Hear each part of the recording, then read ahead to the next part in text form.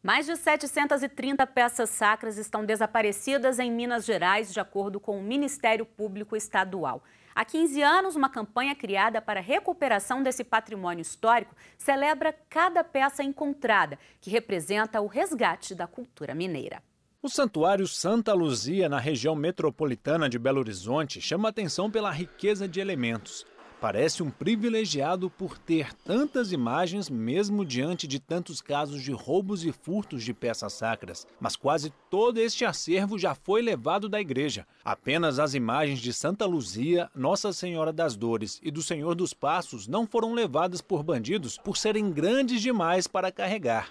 Há 15 anos começou uma campanha com o Ministério Público de Minas Gerais, as polícias federal, civil e militar para a recuperação de obras sacras. Neste período, 269 peças foram recuperadas ou entregues voluntariamente. 250 aguardam ordem judicial para serem entregues às paróquias. A equipe técnica do Ministério Público procede a uma análise que inicialmente pode ser fotográfica, fazendo um comparativo entre a peça desaparecida e aquela que em tese foi localizada. Se ao final for realmente identificado que aquela peça que está em poder do particular é a peça subtraída, nós podemos, judicial ou extrajudicialmente, pedir a devolução dessa peça ao patrimônio público. Em 1972, o jornal O Cruzeiro relatou a mobilização da cidade de Santa Luzia para receber imagens recuperadas. Em 2003, o santuário recebeu os 3 anjos, últimas peças a retornarem. A história oral conta que a cidade inteira parou e veio para o adro para receber os santos. Então os povos jogaram pétalas de rosa. 2003 foi uma história, é o nosso carro-chefe, porque os 3 anjos levantaram em toda Minas Gerais essa campanha para a volta dos santos. Então esses anjos eles foram vendidos na década de 40.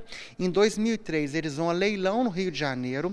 É feita uma ação judicial para a volta dos anjos. Os anjos voltam para Santa Luzia. De acordo com o Ministério Público de Minas, mais de 730 peças sacras estão desaparecidas. Elas representam 70% de todo o acervo histórico das igrejas do estado. Por isso, cada imagem recuperada é motivo para celebração. Cada imagem aqui tem uma história de alguém que colaborou para ter essas imagens aqui dentro da igreja. O Convivium Emaús, seminário da Arquidiocese de Belo Horizonte, organizou uma série de atrações culturais com programação todas as semanas até o fim do ano.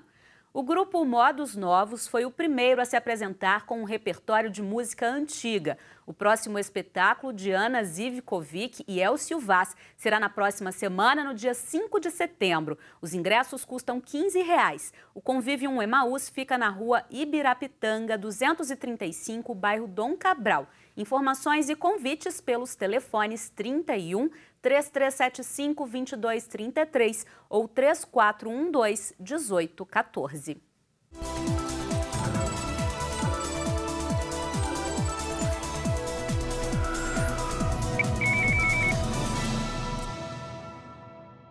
O arcebispo Dom Valmor e os bispos auxiliares Dom Joaquim Moll, Dom Edson, Dom Giovanni, Dom Otacílio e Dom Vicente divulgaram documentos sobre as eleições. São diretrizes para sacerdotes, religiosos e diáconos, além de orientações e reflexões que contribuem para o exercício da cidadania.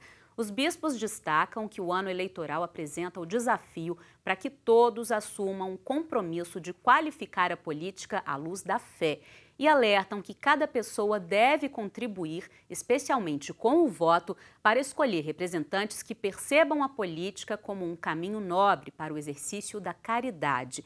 A íntegra da carta está na página da Arquidiocese de Belo Horizonte na internet. Começou nesta sexta-feira e segue até o dia 4 de outubro a veiculação da propaganda eleitoral em rádio e TV. Os candidatos também já podem realizar campanha via internet e nas ruas. Mas você sabia que há uma série de regras a serem seguidas? André Cristino explica. Em outros tempos, Belo Horizonte não estaria tão limpa em pleno período eleitoral. Os santinhos estariam espalhados pelo chão, propagandas impressas pregadas por todos os lados. As últimas reformas eleitorais foram muito restritivas em matéria de propaganda. Hoje, praticamente, nós não temos mais campanha de rua. até porque as campanhas estão com poucos recursos. Então, por exemplo, o que antes era permitido, como outdoor, cavaletes, pintar muro, colocar amplamente propagandas eleitorais nos muros, nas fachadas das casas, hoje isso praticamente tudo está proibido, a não ser aquele adesivo, aquele santão, aquele papel de meio metro quadrado em janelas residenciais. Não é possível fazer propaganda eleitoral em bens de uso comum. O que é isso? É qualquer bem que ainda seja particular, de propriedade particular, o acesso a ele é franqueado a qualquer um. O exemplo melhor é comércio. Em comércio, portanto, em bares, mercados, supermercados, armazéns, não pode haver propaganda eleitoral. Com as restrições no mundo físico, as campanhas vão recorrer ao virtual. Em 2018, a internet tem sido considerada uma das principais ferramentas para alcançar o eleitor, mas também há regras. Todo material de propaganda obrigatória, vou dar um exemplo, propaganda para candidatos a deputados, obrigatoriamente tem que ter o nome da coligação no material, embaixo a sigla do partido, para que o eleitor possa identificar a qual partido aquele candidato pertence. E no caso das campanhas majoritárias, governador e senador, além do nome da coligação, tem que ter o nome de todos os partidos que compõem aquela coligação. A internet também, o período de início da propaganda oficial em que os candidatos podem pedir voto, foi agora, no dia 16 de agosto, tem todo um regramento específico sobre impulsionamento, essa é uma grande novidade de 2018. Então, as campanhas poderão impulsionar via aplicativos, as suas mensagens na internet. Então, o famoso link patrocinado do Facebook, o Google AdWords, o link patrocinado lá dentro também do Instagram. Isso tudo é permitido, mas tem várias regrinhas. Apesar das mudanças na regra da propaganda eleitoral, um velho conhecido permanece. É o horário eleitoral gratuito na rádio e na TV. 10% do tempo total foi dividido igualmente para todos os partidos. Os outros 90% foram distribuídos de acordo com o número de representantes de cada partido na Câmara Federal. O material veiculado até o dia 4 de outubro é tradicional, mas nem por isso agrada aos eleitores. Não ajuda em nada. Você que tem que procurar escolher seu candidato para você mesmo, colocar um pouco na cabeça, esse candidato ladrão que não faz nada, só rouba nosso país e deixa a situação que nós estamos aí. É muito cansativo, né? Porque sempre a mesma coisa e não fala nada, né? Acho que mais me atrapalha do que ajuda. Eu, assim, tô descrente, 76 anos de idade, não tenho um candidato para votar em 200 milhões de brasileiros.